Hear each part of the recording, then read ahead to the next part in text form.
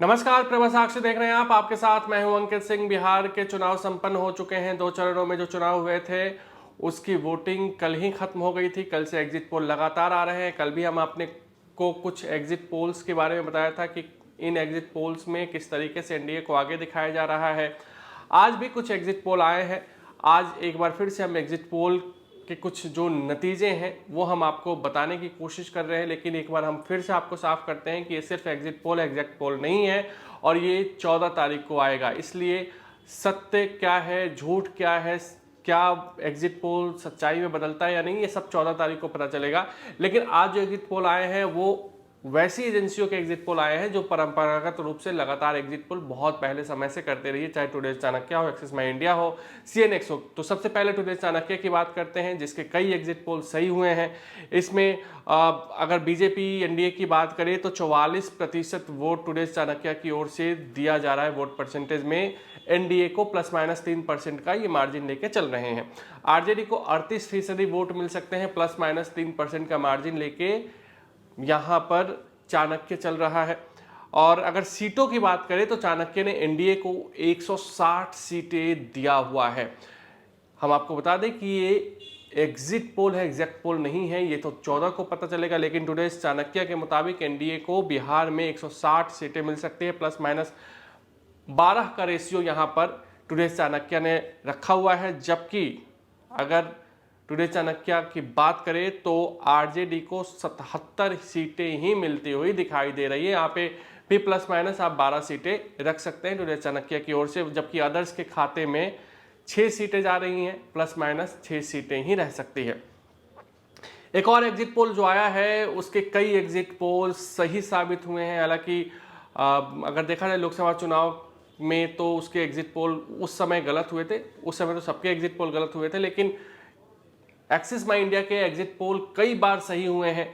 लेकिन इस बार देखना होगा क्या ये सही होता है या नहीं। लेकिन आज जो एग्जिट पोल बिहार को लेकर एक्सिस माई इंडिया ने लाया है उसके मुताबिक हम आपको सबसे पहले वोट परसेंटेज बताते हैं। तो एनडीए को एक्सिस माई इंडिया के जो एग्जिट पोल है उसके मुताबिक 43% वोट मिल सकते हैं, महागठबंधन को 41%, जन स्वराज को 4%, अदर्स के खाते में 12% वोट जाता हुआ दिखाई दे रहा है। जबकि सीटों में ये वोट प्रतिशत जो तब्दील होंगे उसके मुताबिक एनडीए 121 से 141 सीटें जा सकता है, 98 से 118 सीटें महागठबंधन के खाते में जा सकता है, जन स्वराज को 2 सीटें मिल सकती हैं, 1 से 5 सीटें अदर्स के खाते में, जबकि एआईएमआईएम को भी 0 से 2 सीटें मिल सकती हैं। वहीं सीएनएक्स की बात करें तो सीएनएक्स ने 150 से 170 सीटें एनडीए को दिया है, महागठबंधन को 70 से 90 सीटें मिलती हुई दिखाई दे रही, जबकि जन स्वराज पार्टी को 2 सीटें मिल सकती है। वोट परसेंटेज की बात करें तो एनडीए को लगभग 45% वोट परसेंटेज मिलेंगे, महागठबंधन को 38 के आसपास, जन स्वराज को 8.61% यानी कि 9 के आसपास वोट परसेंटेज मिल सकते हैं,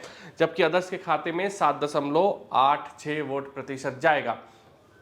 तो ये जो आज आए हैं एग्जिट पोल उसके अनुमान हमने आपको बताए हैं।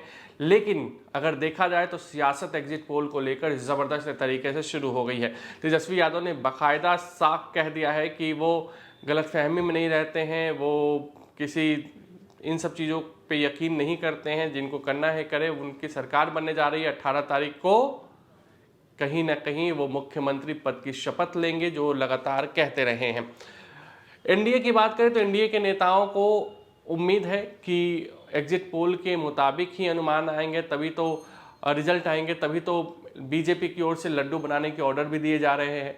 और मोकामा अनंत सिंह की सीट को लेकर भले ही कुछ भी कहा जा रहा है, लेकिन अनंत सिंह ने अपनी तैयारियां शुरू कर दी है और 1 लाख लोगों को खिलाने की तैयारी पटना में उन्होंने शुरू कर दी है। तो ये भी दिलचस्प है बिहार की राजनीति में। लेकिन क्षेत्रवार देखें तो शाहाबाद और मगध का क्षेत्र जो पिछली बार भाजपा और एनडीए के लिए एक तरीके से बड़ा सेटबैक बना था, वहां पर एनडीए इस बार अच्छा करता हुआ दिखाई दे रहा है।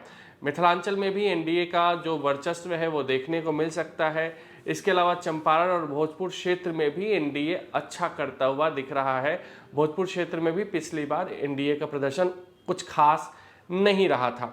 सीमांचल में हो सकता है एनडीए को नुकसान हो या पिछले बार की ही प्रदर्शन की तरह इस बार भी उसका प्रदर्शन हो। तो कुल मिलाकर देखें तो बिहार की सियासत में एग्जिट पोल फिलहाल खूब चर्चाओं के केंद्र में बना हुआ है। सरकार किसकी बनेगी, हो सकता है परसों शाम 5 बजे तक इसको लेकर जो सस्पेंस है वो पूरी तरीके से खत्म हो गया रहेगा।